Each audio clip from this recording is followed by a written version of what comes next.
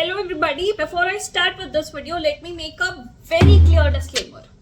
This video is backed by research and analysis. तुम्हें खुद यहाँ पे क्वेश्चन सॉल्व करने पड़ेंगे to understand the real strategy and real approach for CDS 1 2025 exam. तो I would definitely not expect you to just lean down and judge कि मजा नहीं आ रही मनजोत, मजे नहीं करने, एग्जाम निकालना है. इस क्वेश्चन को देखो, you actually have to solve this question. ये क्वेश्चन है सीडीएस 1 2020 का रिट का क्वेश्चन है, काफी सिंपल है. एक बार इसे एनालाइज करो. What is the ground on which Supreme Court can refuse relief under article 32. Video pause करो, आंसर सोचो. इसमें कंसेप्ट क्या लग रहा था कि under article 32 Supreme Court of India work कर सकता है अगर तुम्हारे फंडामेंटल राइट्स वायोलेट हो रहे हो. तो इसके साथ तुम्हारे एक और कंसेप्ट लगता है कि अगर तुम्हारे फंडामेंटल राइट्स के अलावा कोई राइट है, उसका वायोलेशन अगर होता है तो सुप्रीम कोर्ट ऑफ इंडिया के पास जुरिस्डिक्शन नहीं होता. High court of your state या रेलेवेंट हाई कोर्ट ही उसको संभाल सकता है. ये जो रिट जुरिस्डिक्शन है वो हाई कोर्ट की ज्यादा होती है as compare to Supreme Court, है ना. इसलिए इस क्वेश्चन का आंसर क्या बन रहा था, बहुत सिंपल, कि आर्टिकल 32 के अंतर्गत सुप्रीम कोर्ट क्या नहीं कर सकता है अगर फंडामेंटल राइट्स के अलावा कोई राइट्स वायोलेट हुए हैं, या तो तुम्हारे फंडामेंटल राइट्स वायोलेट नहीं हुए हैं तो आर्टिकल 32 सुप्रीम कोर्ट लागू नहीं कर सकता है. ये काफी सिंपल क्वेश्चन था, ठीक है. अब दूसरा क्वेश्चन देखो.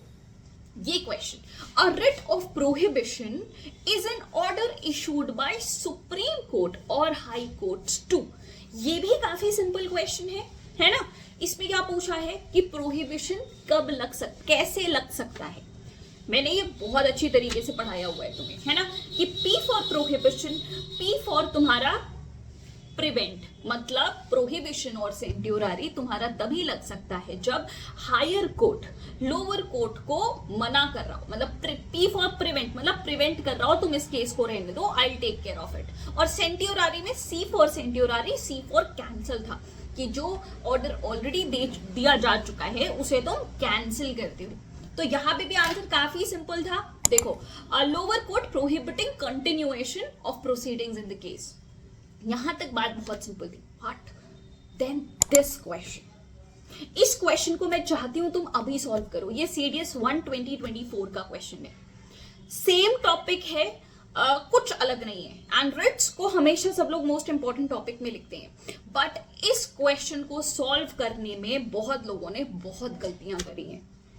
अब why I am showing you all these questions बिना स्ट्रैटेजी बताए, टू शो यू अब कि पहले जैसे तुम सीडीएस एग्जाम क्लियर किया करते थे या पहले जो अप्रोच हुआ करता था, अब वो अप्रोच से काम नहीं चलेगा. यूपीएससी सीडीएस ने अपना लेवल काफी ज्यादा हाई कर दिया है. इट इज नियर, कुछ नीचे सीएसई तक पहुंच चुका है. तो नाउ अब तुम्हें ऐसे वैसे मेथड्स या सिर्फ इंपॉर्टेंट टॉपिक्स पढ़ के चले जाओगे तो नहीं चलेगा. Listen to me very very carefully if you seriously want to clear CDS 1 2025 का एग्जाम. इसमें मैं तुम्हारी बहुत सारी गलतियां स्पॉट कराने वाली हूं and at the end of the video you will be like yes, यही तो गलती कर रहे थे हम. देखो, अब तुम्हारा जो एग्जाम है वो सीपीआर टेक्निक से ही निकल सकता है. कार्डियक पल्मोनरी रिससिटेशन जिससे तुम्हारी लाइफ रिवाइव होती है, नहीं, ये सीपीआर अलग है. इससे तुम्हारी लाइफ नहीं, तुम्हारा अटेम्प्ट रिवाइव होगा. जो भी लोग ये सोच चुके हैं कि यार ये अटेम्प्ट तो गया, नेक्स्ट के लिए तैयारी करते हैं, यार बहुत ही होपलेस हो गए हैं, no, still you have sufficient amount of time कि तुम अपने अटेम्प्ट को रिवाइव कर सको. हालांकि ये लाइफ रिवाइवल जैसा ही सीपीआर टेक्निक है ना. CPR stands for C is your concept.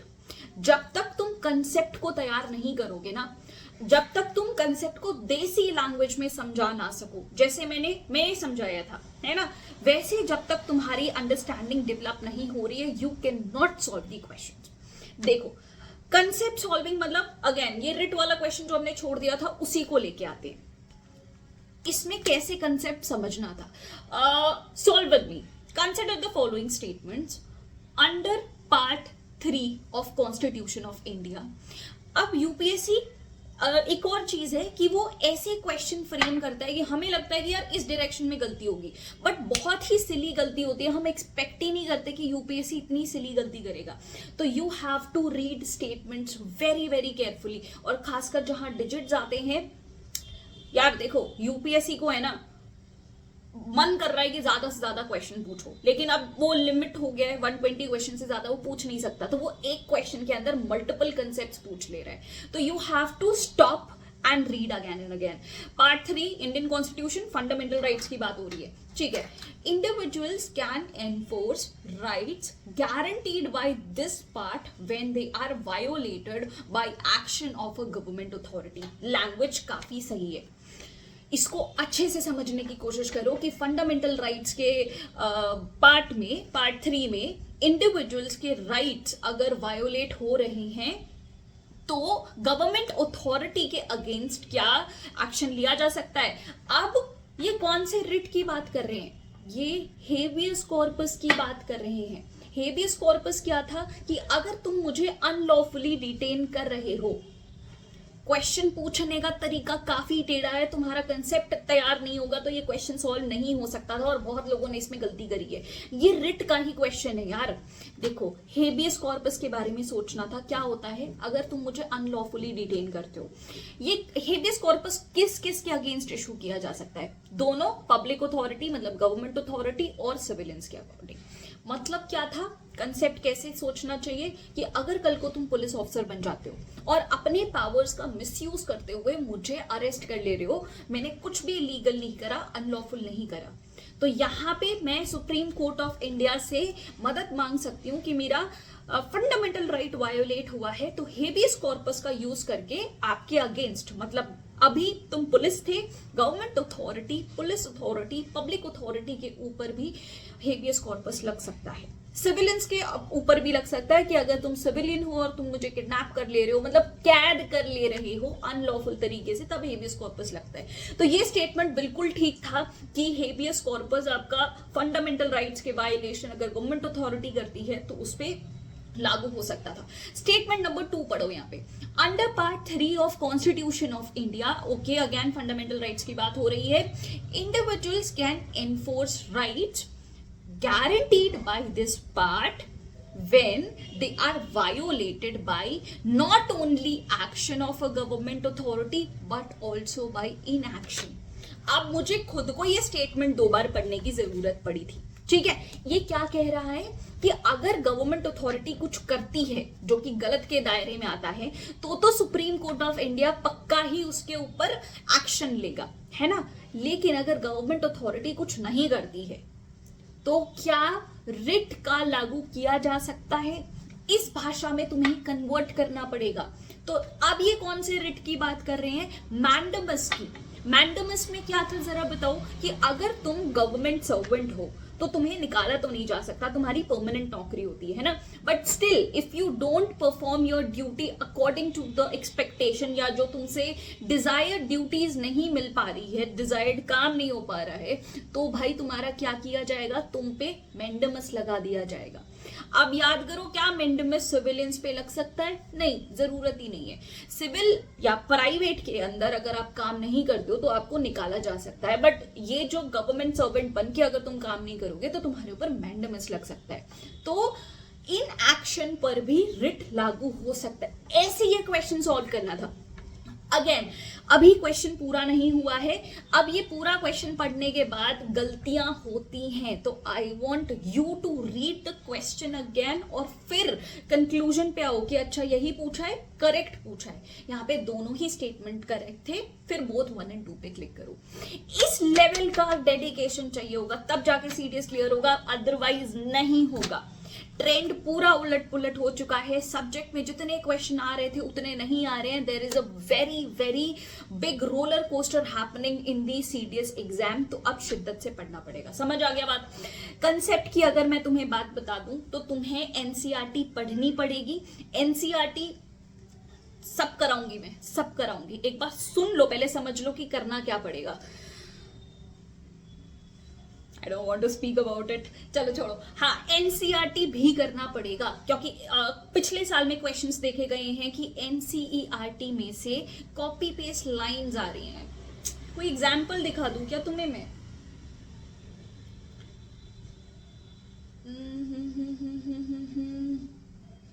Example दिखाती हूँ, रुक जाओ।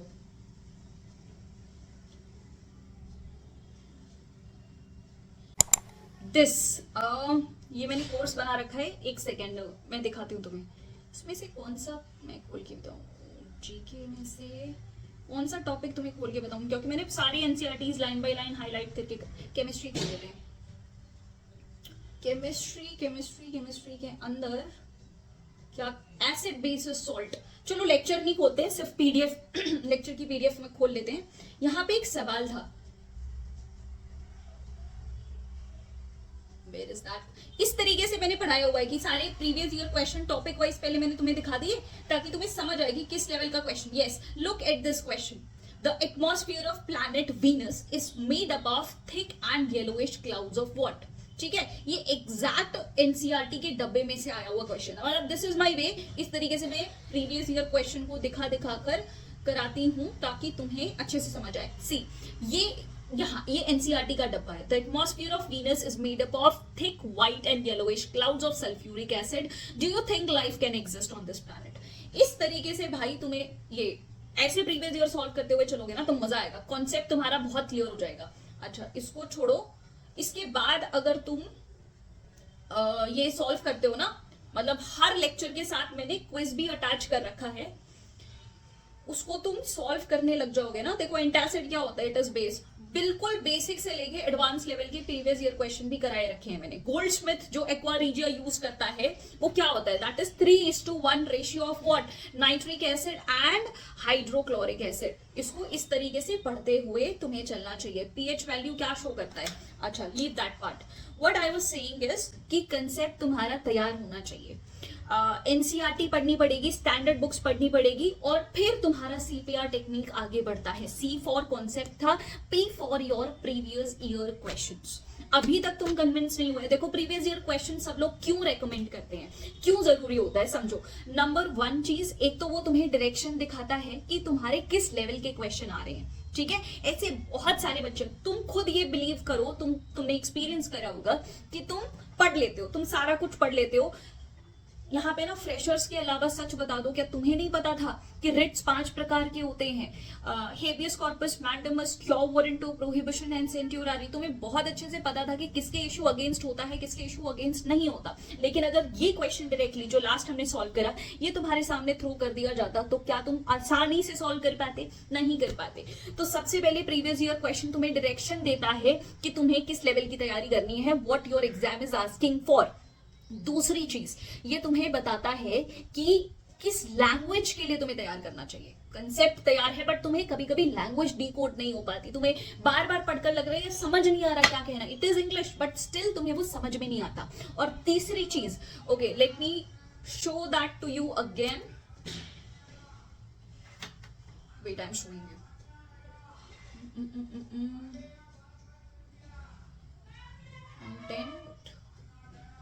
अच्छा हाँ, प्रीवियस ईयर क्वेश्चन कैसे रिपीट होते हैं मैं तुम्हें दिखाऊं। चलो वापस लेक्चर नहीं खोलूंगी, पीडीएफ ही खोल लेती हूँ। दिस इज द थिंग, इसको तुम जाके देखना, इसको मैंने फ्री कर रखा है इस बैच के अंदर, ये सेल्फ स्टडी नाम दिया मैंने इसको।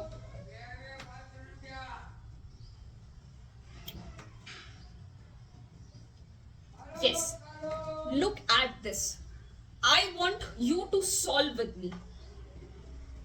इस क्वेश्चन को पढ़ो, इस वाले क्वेश्चन को पढ़ो। The power to legislate on all matters. मैं क्यों पढ़ा रही हूं, क्योंकि क्वेश्चन रिपीट हो रहे हैं, कॉपी पेस्ट नहीं होते, लेकिन कैसे रिपीट होते हैं ये समझो। The power to legislate on all matters relating to election to panchayat lies with what. अगर तुम ये मेरा लेक्चर देखोगे ना पूरा, इसमें मैंने देसी भाषा में तुम्हारा कंसेप्ट रेडी कराया था कि यार बात अगर पंचायती राज की हो, म्युनिसिपैलिटीज हो, all in all local bodies की अगर बात होती है तो स्टेट लेजिस्लेचर तुम्हारा माई बाप होता है। आगे तुम्हें पीडीएफ में भी दिखाऊंगी कि यार वो माई बाप होता है, तो वो स्टेट लेजिस्लेचर ही तुम्हारा इलेक्शन देखेगा, उसके लिए रूल्स बनाएगा। ठीक है, लेकिन वहीं पे एक और बात क्लियर होनी चाहिए कि इलेक्शन कंडक्ट कौन करता है, स्टेट इलेक्शन कमीशन। अच्छा, ये क्वेश्चन आई गेस मैंने मेंशन करा था, ये तुम्हारा CDS 120 का क्वेश्चन है। एक साल बाद, जस्ट एक साल बाद ये इस फॉर्म में रिपीट हुआ है। CDS 12021 में ये ऐसे रिपीट हुआ था, जो एक स्टेटमेंट था उसको एक पार्ट बना दिया। Which of the following statement is or are correct? देखो, the state legislature have power to make laws on all matters relating to panchayat election. Exact same question.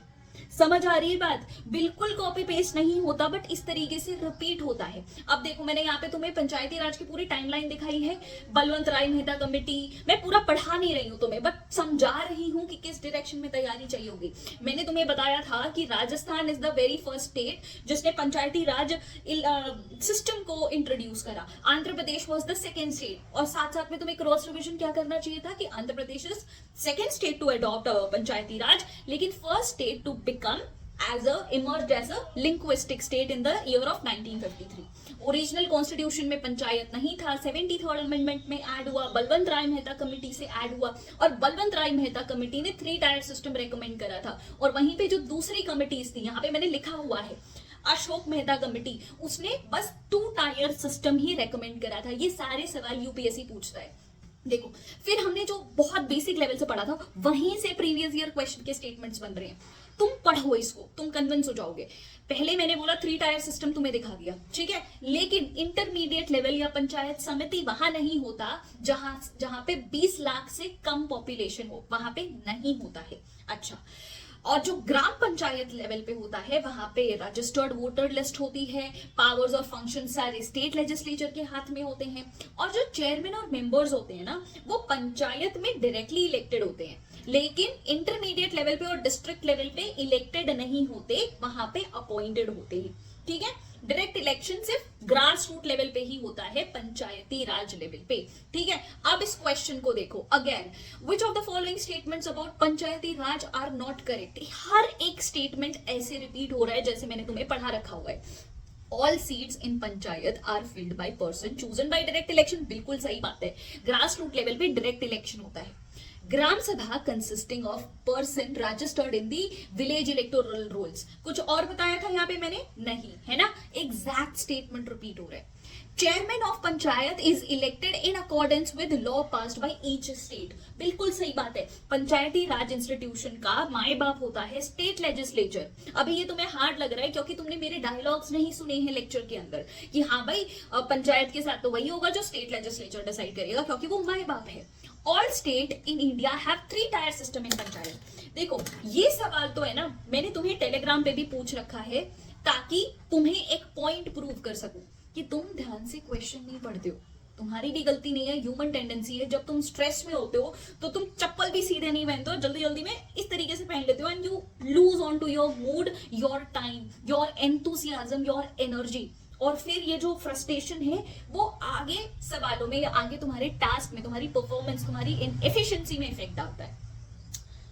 Statement क्या था? ये स्टेटमेंट ये था कि 3 टायर सिस्टम कहां नहीं है, कहां है और कहां नहीं है। और तुमने आंसर क्या दिया मुझे कि ऑल टुगेदर पंचायती राज सिस्टम कहां नहीं है। ये दोनों अलग सवाल है। पंचायती राज सिस्टम कहां पे नहीं है? नागालैंड में नहीं है, मिजोरम में नहीं है, मेघालय के कुछ इलाकों में नहीं है, दार्जिलिंग के कुछ इलाकों में नहीं है, एक्सेप्टेड।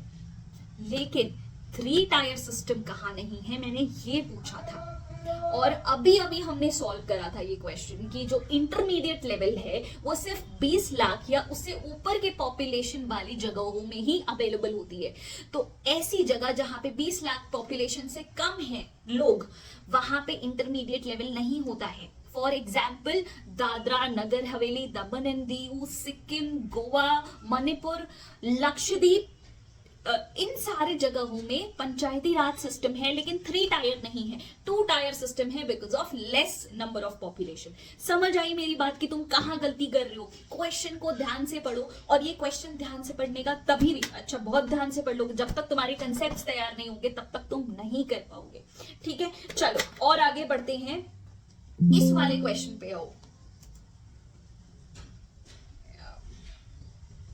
इस वाले हाँ, मैंने कहा था ना कि स्टेटमेंट्स रिपीट हो रहे हैं, यही स्टेटमेंट यहाँ पे भी रिपीट हो, ये जो ग्राम सभा वाला था, एक ग्राम सभा वाला एग्जैक्टली यहाँ पे रिपीट हुआ है। ग्राम सभा includes all person in the electoral roll. तो एक बार अगर तुम सच में topic wise previous year question पढ़ते हो तो तुम्हारी जिंदगी बन जाएगी यार, सच में तुम्हारा काम सफल हो जाएगा। इस तरीके से मैंने तुम्हारा पूरा लेक्चर कवर कराया हुआ है। इवन कंसेप्ट को रेडी करने का और भी क्या मतलब होता है पता है, कि जब हमने पंचायती राज सिस्टम पढ़ा, हमने देखा कि SC ST का रिजर्वेशन होता है, उसका तरीका अलग है, पॉपुलेशन बेस्ड है। विमेन का रिजर्वेशन भी है, उनका तरीका अलग है, 1/3 of seat should be reserve for women. तो तुम्हारे दिमाग में ऑटोमेटिकली आना चाहिए ना भाई, यूपीएससी ने अपना गेम बहुत अलग कर दिया है।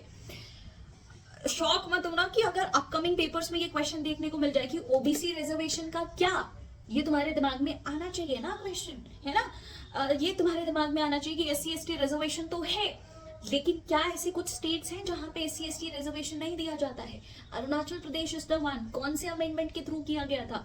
इस तरीके से बेटा पढ़ाई होती है। Yes, this is the state legislature, जहां मैंने बोला था कि यार ये माई बाप है, ये सारा संभालता है। ये देखो, यही संभालता है कि OBCs को क्या रिजर्वेशन मिलना चाहिए, क्वेश्चन अबाउट द डिस्क्वालिफिकेशंस। इस तरीके से तुम्हारे सारे स्टेटमेंट सही हो जाएंगे अगर तुम अच्छे से पढ़ो। टैक्सेस कलेक्शन का क्या स्कीम है, इकोनॉमिक डेवलपमेंट, सोशल जस्टिस, ये सारा स्टेट लेजिस्लेचर संभालता है when it comes to panchayati raj. Then इस क्वेश्चन को पढ़ो, the power to legislate on all matters relating to election of panchayat lies with, देखो संभालता लेजिस्लेचर है लेकिन कंडक्ट स्टेट इलेक्शन कमीशन करता है। यही सेम स्टेटमेंट तुम्हें इस वाले क्वेश्चन में भी देखने को मिल जाएगा, है ना। ये बस एक साल में 2 क्वेश्चन इस तरीके से रिपीट हुए हैं, same to same statement. State legislature have power to make laws on all matters relating to panchayat election. समझ आई बात, ऐसी क्वेश्चन सॉल्व करना था, ठीक है, समझ आ गई बात। ये फर्स्ट स्टेटमेंट समझो, the election to panchayat are conducted by state election commission. बिल्कुल सही बात है, कंडक्ट स्टेट इलेक्शन कमीशन करता है, उसके लिए लॉज रेगुलेशंस वगैरह स्टेट लेजिस्लेचर बनाता है। सेकंड स्टेटमेंट क्या था, state election commissioner is appointed by chief election commissioner. नहीं भाई, स्टेट इलेक्शन कमिश्नर को गवर्नर अपॉइंट करता है। तो इस तरीके से तुम्हारी तैयारी फिर फाइनली पढ़ लोगे करेक्ट स्टेटमेंट क्या था। तो ऐसे तुम्हारा प्रेपरेशन होता है। क्वेश्चन आता है लिस्ट के ऊपर भी कि यूनियन लिस्ट में क्या है, स्टेट लिस्ट में क्या है, कॉन्करेंट लिस्ट में क्या है, पंचायती राज सिस्टम में 11th शेड्यूल में क्या आता है, 12th शेड्यूल में क्या आता है। और ये क्वेश्चन अलग था मेरे भाई कि पंचायत कहाँ है। क्वेश्चन को ध्यान से पढ़ो तब समझ में आएगा। इस तरीके से मैंने पूरा कोर्स में तुम्हें पढ़ाया हुआ है। Coming back to CPR technique. Concept तैयार है प्रीवियस, अच्छा तुम्हारे पास प्रीवियस ईयर क्वेश्चन है क्या इस लेवल के? मेरे पास है, मैं बताऊं तुम्हें, wait I will show you. Toshiba, मैंने बहुत मेहनत करी है भाई प्रीवियस ईयर क्वेश्चन, मेरे पास टॉपिक वाइज है पूरे। अच्छा ये देखो प्रीवियस ईयर क्वेश्चन, इसमें पॉलिटी, ये सारे क्वेश्चन तैयार हैं। I have all the list topic wise, ये सारे, ये not only CDS, CAPF और दूसरे UPSC conducted exams भी तुम्हें देखते हुए चलना पड़ेगा कि हाँ भाई इस लेवल का है, क्वेश्चंस रिपीट होते हैं इस तरीके से, है ना, इस तरीके से क्वेश्चन रिपीट होते हैं। ये सारे पॉलिटी के क्वेश्चंस देखो, ये फिर फिजिक्स के क्वेश्चंस देखो, ऑप्टिक्स, इस तरीके से मेरे पास टॉपिक वाइज सारे क्वेश्चन है और ये मैं कराऊंगी तुम्हें, है ना, तुम्हारे पास है, बहुत बढ़िया बात है। I have all subject wise, I have all topic wise, ये सारा I have, ठीक है। तो समझ आ गया प्रीवियस ईयर क्वेश्चन का इंपॉर्टेंस है, जो कंटेंट मैंने तुम्हारे लिए तैयार करके रखा है, समझ में आ गया ना, ठीक है। अब लास्ट R क्या होता है, R इज रिविजन। कंसेप्ट तैयार कर लो, प्रीवियस ईयर क्वेश्चन देख लो और फाइनली रिविजन की अगर मोहर लगती है ना, तुम्हारा CDS एग्जाम निकालने से कोई नहीं रोक सकता मेरे बच्चे।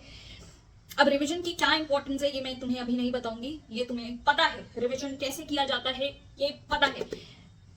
Okay, I will tell you कि रिवीजन का बेस्ट टेक्निक है ना उर्वशी रौतेला टेक्निक, ये अभी नहीं बताऊंगी, इसको कमेंट्स में लिखना, इसके लिए मैं दूसरी वीडियो बनाने वाली हूँ। This is your CPR technique. अच्छा अब बात करते हैं रियल अप्रोच की। आ जाते हैं दोबारा से अपने प्रेजेंटेशन पे। कैसे अप्रोच किया जाएगा, मुझे बहुत सारे मैसेजेस आए तुम्हारे कि मैम अगर जीरो से स्टार्ट करना हो तो क्या, मेरे बिल्कुल कंसेप्ट्स ठीक नहीं है तो मैं क्या करूं। देखो एक डिस्क्लेमर दे रही हूं तुम्हें, इस वीडियो में मैं कवर करूंगी इंग्लिश और जनरल नॉलेज, मैथ्स की वीडियो अलग बनेगी। This will be covering English and GK. अगर तुम बिल्कुल जीरो से स्टार्ट करना चाहते हो ना, बिल्कुल तुम्हारा इतने टाइम में होगा या नहीं होगा, देखो भाई रॉकेट के पीछे जैसे आग लगती है वैसे अगर तुम्हारे पीछे आग लग जाए ना तो डेफिनेटली हो जाएगा। लेकिन अगर सिर्फ होपलेसनेस तुम्हारे अंदर है और सिर्फ तुम क्राई बेबी बन के बैठ रहे हो कि होगा या नहीं होगा, तो डेफिनेटली नहीं होने वाला है। अगर लग के मेहनत करोगे ना तो जरूर हो जाएगा। और मैं कराऊंगी, ये नहीं कि मैं दिखा के चली गई, कराऊंगी, लेकिन तुम्हें एक बात केपेबल बनाने के बाद, तुम्हें बेवकूफ नहीं, तुम्हारा काटना नहीं है मुझे कि भाई ऐसे इतना कर लो हो जाएगा। भाई कैसे होगा? सीडीएस 1 2024 का पेपर देखो, सीडीएस 2 2024 का पेपर देखो, बहुत हाई लेवल हो चुका है। अप्रोच समझो। सबसे पहले इंग्लिश की बात करते हैं। इंग्लिश में तुम्हारे 120 क्वेश्चन होते हैं, ठीक है। Total marks 100 marks. अच्छा, अब तुम्हें प्रॉब्लम होती है वोकैब में, है ना? वोकैब में प्रॉब्लम होती है। अगर मैं कहूं कि मैंने तुम्हारे लिए ऐसी शीट्स प्रिपेयर करके रखी है,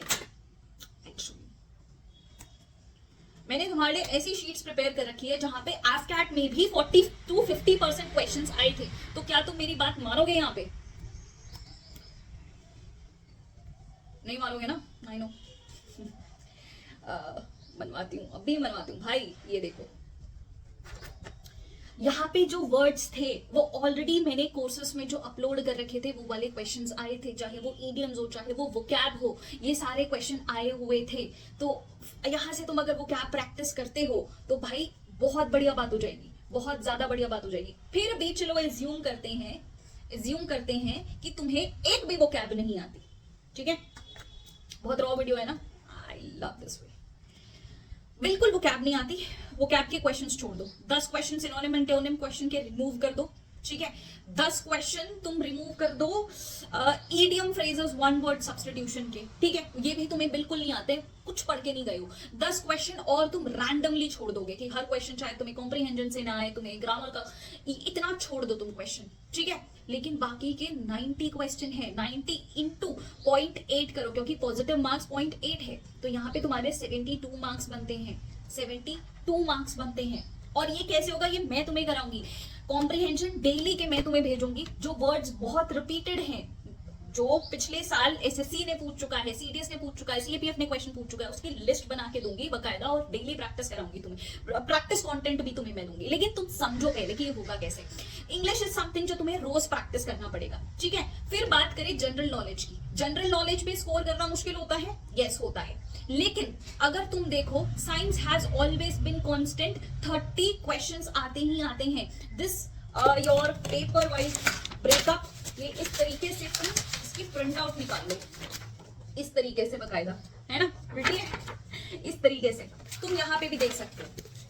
सब्जेक्ट वाइज ब्रेकअप देखो, यहाँ पे CDS 1 2022, CDS 2 2022, CDS 1 2023, CDS 2 2023, CDS 1 2024, even CDS 2 2024 का भी सब्जेक्ट वाइज ब्रेकअप दे रखा है मैंने। अगर इसको एनालाइज करो, पूरे सब्जेक्ट उलट पुलट हो गए हैं, पॉलिटी एकदम कम हो गया, इकोनॉमिक्स बढ़ गया है, हिस्ट्री बढ़ गया है, लेकिन एक चीज जो कांस्टेंट रही है वो है साइंस का लेवल थोड़ा सा हायर हो गया है, थोड़ा सा हल्का सा, ज्यादा नहीं हुआ है, लेकिन 30 क्वेश्चन यहाँ से आते ही आते हैं। करंट अफेयर्स के तुम्हारे 10 क्वेश्चन आ ही रहे हैं। अब इस करंट अफेयर्स में ये अलग बात है कि साइंस एंड टेक भी ऐड हो गया है, but that is not very difficult to do, हो जाएगा, डूएबल है। और तुम्हें लगता है कि जिस अभी मैंने तुम्हें प्रीवियस ईयर क्वेश्चन कंटेंट दिखाया अपना, तुम्हें नहीं लगता कि कम से कम में एक क्वेश्चन तो तुम पॉलिटी से कर ही लोगे, एक क्वेश्चन तो तुम ज्योग्राफी से कर ही लोगे, एक क्वेश्चन तो इकोनॉमिक्स से तुम कर ही लोगे, एक क्वेश्चन तो डिफेंस से तुम कर ही लोगे, एक क्वेश्चन तो तुम स्टैटिक्स से कर ही लोगे। एक क्वेश्चन नहीं कर पाओगे क्या? कर ही लोगे ना, इससे ज्यादा ही करोगे, बट स्टिल मैंने एक ही रखा है क्योंकि फिर तुम क्लेम करोगे कि यार जरूरी नहीं है 30 क्वेश्चंस हम साइंस के भी कर ले, उससे कम करेंगे। हाँ तो भाई कॉम्पनसेट, इस तरीके से तुम 45 क्वेश्चंस, ये बेयर मिनिमम की मैं बात कर रही हूँ, बेयर पॉलिटी का एक ही क्वेश्चन करके आओ, ज्योग्राफी का एक क्वेश्चन करके आओ, इको का एक ही क्वेश्चन, हिस्ट्री तो छोड़ दो, मैंने हिस्ट्री को कैलकुलेट तक नहीं करा कि हिस्ट्री तुम बिना पढ़े जा रहे हो, ठीक है? एक भी क्वेश्चन अटेम्प्ट नहीं करा हिस्ट्री का, मैंने अज्यूम कर लिया। 45 क्वेश्चन यहाँ पे तुम अटेम्प्ट करके आओगे, बेयर मिनिमम, ठीक है? और साइंस इतनी हार्ड नहीं आ रही है, करंट अफेयर्स बहुत ज्यादा वो नहीं है, थोड़ा डिटेल में पूछ रहे हैं लेकिन हम कर लेंगे, है ना? ऐसे करके 45 इंटू 0.8 करेंगे तो तुम्हारे 36 मार्क्स बन जाएंगे, ठीक है? तो ऑल इन ऑल अगर मैं तुम्हें हिसाब किताब लगाऊं, इंग्लिश के तुम्हारे 72 मार्क्स आ रहे हैं और जीके में तुम्हारे 36 मार्क्स आ रहे हैं, ये दोनों मिला के तुम्हारे बने 108 मार्क्स, 108 मार्क्स, ठीक है? ये मैं तब का बता रही हूँ कि तुम एक ही क्वेश्चन पॉलिटी का कर रहे हो, एक ही ज्योग्राफी का कर रहे हो, मतलब पेपर रियली टफ है। और अगर मैं तुम्हें अगर शॉक कर दूं, दिस इज योर सीडीएस 1 2023 का कट ऑफ कितना गया था? 101, CDS 2 2023 का कट ऑफ गया था 104, जहां पे sectional cut off was same 20% minimum जितना होता है। लेकिन जब पेपर टफ हो गया भाई साहब, CDS 1 2024 की ऑफिशियल कट ऑफ आ चुकी है, जिसमें इनको सेक्शनल कट ऑफ को भी कम करना पड़ा, 18% करना पड़ा, और OTA की ऑफिशियल कट ऑफ कट के हो गई 87। मतलब CDS 2023 के दोनों पेपर में इट वाज 100+ और घट के 87 हो गई है। तो it answers all of your insecurities कि मैम जो पढ़ा वो नहीं आया, तो पेपर अचानक बदल गया, तो अगर पेपर अचानक बदलता है ना तो कट ऑफ धड़ाम करके गिरती है यार। मतलब 100+ गई थी, 104 से 87 तक गिरी है। तो अगर पेपर डिफिकल्ट होगा तो सबके लिए होगा, तुम बस अपना परफॉर्मेंस बेस्ट करो, तुम बस अपनी चीजें बेस्ट करो। अब इतनी बात तो हमें चलो समझ में आ गई, ये भी समझ में आया, लेकिन अब हम डेली बेसिस पे क्या करेंगे? हम डेली बेसिस पे क्या करेंगे? मैंने तुम्हारे लिए एक शीट तैयार करी है, मैं पूरा तुम्हें YouTube पे ही कवर कराऊंगी, 1 शॉट वीडियो सारे लेके आऊंगी, इंग्लिश के भी और जीके के सारे टॉपिक्स के प्रीवियस ईयर क्वेश्चन वाइज। लेकिन रोज रोज वीडियो आना पॉसिबल नहीं है, क्योंकि ऐसी वीडियोस बनाने में बहुत टाइम एफर्ट लगता है, बहुत रिसर्च लगती है। रोज तुम कैसे पढ़ोगे? रोज पढ़ने के लिए मैंने तुम्हें ये शीट टेलीग्राम पे शेयर करी है। और यू नो व्हाट, तुम इतना स्ट्रेस के अंदर डिटेल मिस कर जाते हो कि यहाँ पे मैंने CDS 1 2024 लिख दिया, लेकिन no one pointed it out. अब ये मत कहना कि तुमने नजर डाला था लेकिन बोला नहीं। पीपल आर लाइक दिस की तारीफ तो नहीं करेंगे कि मैम कितना अच्छे से आपने समझाया, कितना अच्छे से आपने कराया, बट जहां पे गलती हो जाती ना वहां पे सब लोग बोलना शुरू हो जाते हैं कि मैम ये गलत बता दिया, आपको इतना भी नहीं आता। तो भाई स्ट्रेस के अंदर you are missing on to the details. ये मैंने जानबूझ के करा था, आई वांटेड टू सी कि कौन इसे पॉइंट आउट करता है। No one pointed it out. इसमें मैंने अलग अलग मिलिट्री फोनेटिक अल्फाबेट्स में टारगेट्स को डिवाइड कर दिया है। ये डेट वाइज नहीं है, क्योंकि डेट वाइज करने में क्या होता है कि अगर एक डेट मिस हो जाती है तो दूसरी डेट को बर्डन बहुत ज्यादा बढ़ जाता है, उतना तुम कर नहीं पाते, और ऑल टुगेदर जो इतनी मेहनत और रिसर्च के साथ इंपॉर्टेंट टॉपिक्स की लिस्ट बनाई होती है वो वेस्ट हो जाती है, और फिर तुम एक नया स्टडी शेड्यूल ढूंढने जाते हो, एक नई स्ट्रैटेजी ढूंढने जाते हो, एंड ऑल टुगेदर पैसा बर्बाद। यही होता है। तो मैंने क्या करा है कि alpha day, Bravo day, Charlie day, delta day, उसमें एक एक चीज डाल रखी है कि नाउन करना है आज हमें, 7 वर्ड्स इंपॉर्टेंट करने हैं। जो वर्ड्स मैं ही तुम्हें दूंगी, ये कंटेंट ये सारा मैं तुम्हें दूंगी। अब मुझे चेक करना है कि ये मैं टेलीग्राम पे दूंगी या इसका मुझे फ्री कोर्स बनाना होगा, जो सूटेबल होगा वो मैं करूंगी, ठीक है। तो अब तुम्हें सिलेक्ट करना है कि तुम्हारा अल्फा डे कब से शुरू हो रहा है, आज से, कल से, परसों से, 13 अप्रैल से, उसके बाद से राइट इट डाउन कि तुम्हारा अल्फा डे कब से शुरू हो रहा है। मैंने अपना अल्फा डे और ब्रावो डे में तो ऑलरेडी टिक मार चुका है। तो इस हिसाब से जैसे नाउन पढ़ना है तो नाउन के क्वेश्चंस मैं तुम्हें दे दूंगी, 7 वर्ड्स जो पढ़ने हैं मैं वो क्वेश्चंस तुम्हें दे दूंगी, है ना। तो इस तरीके से फ्री कंटेंट में मैं तुम्हें बहुत सारा देने वाली हूँ। मैं तुम्हें यूट्यूब पे 1 शॉट वीडियोस भी लाना चाहती हूँ, बट यार सच में ये तुम्हें अच्छे से तैयारी करनी है ना, सच में अच्छे से तैयारी करनी है, वो सेल्फ स्टडी कोर्स तुम्हारे पास होना ही होना चाहिए। मैंने हर लेक्चर के साथ उसके क्विज, उसकी इंपॉर्टेंट पीडीएफ्स, उसके इंपॉर्टेंट प्रीवियस ईयर क्वेश्चंस, सब कुछ अगर एनसीईआरटी के हाइलाइट्स और जो स्टैंडर्ड बुक्स के हाइलाइट्स जरूरी थे वो मैंने अटैच कर रखे हैं। तो अगर तुम्हारे पास अपना खुद का कंटेंट बनाया हुआ है, गुड, इस टारगेट्स को फुलफिल कर लेना। If not, you must have, यार मैंने उसको बहुत ही ज्यादा कॉस्ट इफेक्टिव भी रखा है कि, और इसको CDS 2 तक के लिए एलोंगेट कर दिया है। ये सिर्फ CDS 1 2025 के लिए नहीं है, ये CDS 2 2025 के लिए भी है। क्योंकि अगर अभी तुम्हें ऐसा लगता है कि टाइम नहीं है, तुम इसको एफिशिएंटली पूरा पढ़ नहीं पाओगे, तो तुम्हारा नेक्स्ट सीरीज तक के लिए भी ये चीज है जिसमें अपग्रेडेशन और भी आता जाएगा। तो या this is my strategy for CDS 1 2025 exam. इस तरीके से हम हिट करने वाले हैं एग्जाम को डेली मेरे साथ। And today I will ask you to comment, क्योंकि सच में ये सारी रिसर्च के लिए मोटिवेशन तभी आता है जब एक वैलिडेशन मिलता है, जब तुम्हारा बिलीफ सिस्टम मुझ में दिखता है। तो प्लीज वो बिलीफ सिस्टम अपने तक ही मत रखो, रीच आउट, इस चीजों को और बढ़ाओ, इसकी रीच तुम्हें और बढ़ानी चाहिए, तुम्हें इसमें एंगेजमेंट और बढ़ाना चाहिए, ताकि मुझे भी मोटिवेशन मिले। और मुझे एक बार तुमने मोटिवेट कर दिया ना भाई, ऐसा कंटेंट मिलेगा ना अनमैचेबल सा कि तुम भी बोलोगे कि यार कमाल कर दिया मैम, है ना। चलो, बाकी कोई भी क्वेरी हो, right in the comment section, I will get back to you in the next video. Till then good bye and जय हिंद।